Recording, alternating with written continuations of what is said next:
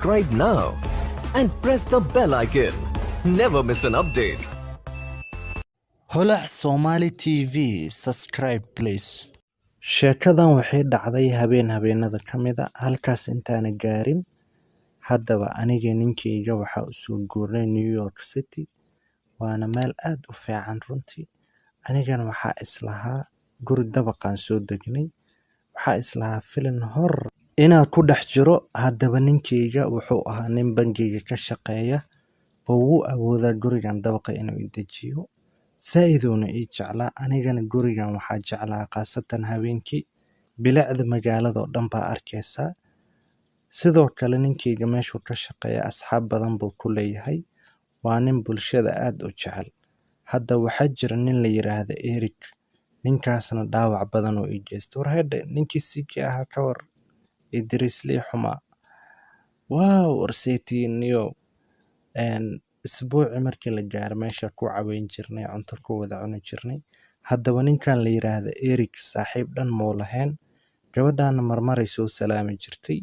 Markii dambe aniga iyo xaaskeyga wada fadhino noo imaad. War hadda ka walwalniyo saddexeeya kugu noqon sababtoo ah xaaskaada waa jeclaa. Aniga markaas yaaba ninka muxuu ka hadlaa talow. Haddaba anigoo yaabanoo isla maxaa samayn doontaa. Arkii dambe waxaa la gaaray xilliga bixin. Bye bye saaxiib halin arko. Waxaa isku diyaarinaynay xilliga jiifka aniga xaaskeyga oo ku jecla cunug yar inay dhashaan jeclahay. Lanka dansanay. Xilliga dambe 10:40 markii aheedaan soo toosay. Haddaba aniga waa yaab oo guriga waa lagu soo socday shanqar badan aan maqlay ninkeygana wuu jiifay. Hurdo iga soo dhicweeday oo waxaa arkay nin meesha taagan oo marmaraya.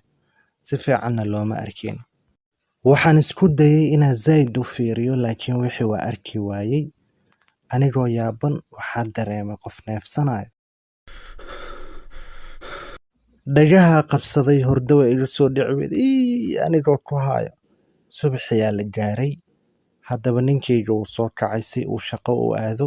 Anigana waxa uma sheegin xaaskeyga seetaay. Habeenkii dambe la gaaray. Isla sidii oo kale waxaa seexanay 5 saac oo habeennimo.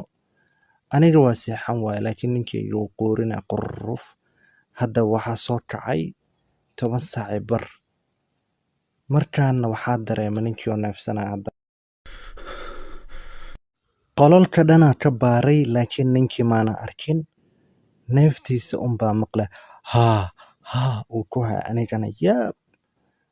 Ninkeyga damcayna kacay laakiin 1 saac kadib shaqo u socday maana dhibin. Anigana hurdo la'aan igu dhacday ma seexan dhafar.com. Subaxi markii la gaaray ninkeyga shaqo aaday. Anigana waxaan soo seexday fadhiga. Cabaara yara jiiftay maalinteeda aad bay u xumeed runtii. Madaxa zaid ii xanuunay waxa sameeyaa garan waayay. Haddaba 8 saac markii tahay waa qubaystay shaawarkii markaan ka soo baxay albaabka xoog laygu qaraacayo. Kadib waxaa go'aansaday albaabka inaan dhageysto waxna waa maqli waayay. Hadda albaabka markaan soo furay waxaa imaaday dhankan fadhiga. Waa nafisa waayo qofna ma joogin. 11 saac markii la gaaray ninkeyga shaqada ka imaaday. Wax walba u sheegay waxay qabsaday labada habeen. Naahayda ma riyoonaysa. Waxa kaasiya aniga waa la yaabay ninka. Waray faham waray amaandho dhalay. Naahayda waxay islaanteedaan jeclaayay ama qamraysan tahay. Yah aniga hadee waxa maana maqlinay. Ninkan waa la yaab. Warayda habeenkii ma seexda maxaa ka qaldan waxay timaa faantada leh. Okay xaaskeyga aadaan ku jeclahay habeen dambe hadduu imaado. Ijece ninka waa baaraynaa. Guriga dhanna waa ka fiirinaynaa insha Allah. Aniga aad baan u cabsanahay waxaa islahaa ama aragtaa ninkii haddana. Habeenkii dambe la gaaray oo dhaqsa seexana markaan 4 saacba. Lankii aan damiyay. Haddaba 9 saac iyo 30 daqiiqo markii marayso waan soo kacay. Waxaa dareemay shanqarta ninkii oo neefsanayo. Waan soo kacay ninkeyga kacay war dhageysanayo. Ma maqashaa ninka shanqartiisa neeftiisa. Waa maqlaa wallahi. Lanka daara suug bal saaxiibay.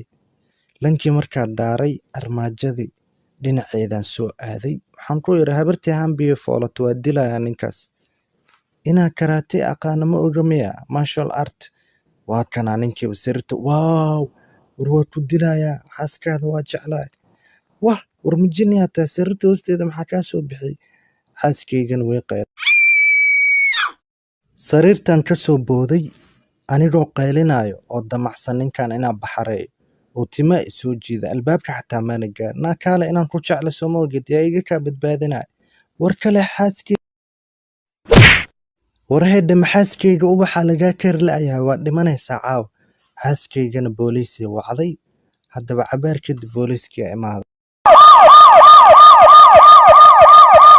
waa ninka xunka timaha raamaha leh waxaana dhibahari habeen waan ka seexan weyne soo qabta war nini xaaskiisa maxaa ku dhex geliy anigana madaxaya xanuunay wah erikow dambe saaxiib dambe ma samaysan doono markaasuu yiri mar dambe ma raba inaan noqdo saddexeeye war soco waryaa markii hore maxaa kusoo dhex geliyey waa la wareystay haddaba ninkii booliiska ahaa wuxuu u sheegay gurigaas muddo isbuuc inuu ku dhex jiray sidoo kale maalintii furuhu ka xaday saaxiibkiis koobiyuuna kala baxay mar walba wuu jabsan jiray saaxiibkiis markuu shaqada ku maqan sariirta hoosteeda leh xitaa xaaskayga wuu daawan jiray markay qubaysanayso ceeb kadib waxaa dhacday maalintaa wixii ka dambeeyey gurigaas waa kasoo guurnay waayo waxaa isdhaha ninkii erik ahaa amuu sariirta hoosteeda ku jiraa waxaa ku soo laabanay baadiyihii anigana mar walba fikiraa idilaya cabsi ninkayga i yimaada wuxuu igu yiri xarunta booliiskana looga wacana keen way soo waday meesha markaan soo gaarnay haddaba ninkii booliiska ahaa wuxuuna yiri ninkan erik xaaskaada unbuu jeclaa ee dhib kale ma wato anigana waxaan ku yiri nin xaas qaba suu u jeclaana muwaalanya waxaa timaha dhuxusha leh asxaabay layga saara waana ku mahadsantiin daawashadiina waa qiso xanuun badan oo dhacday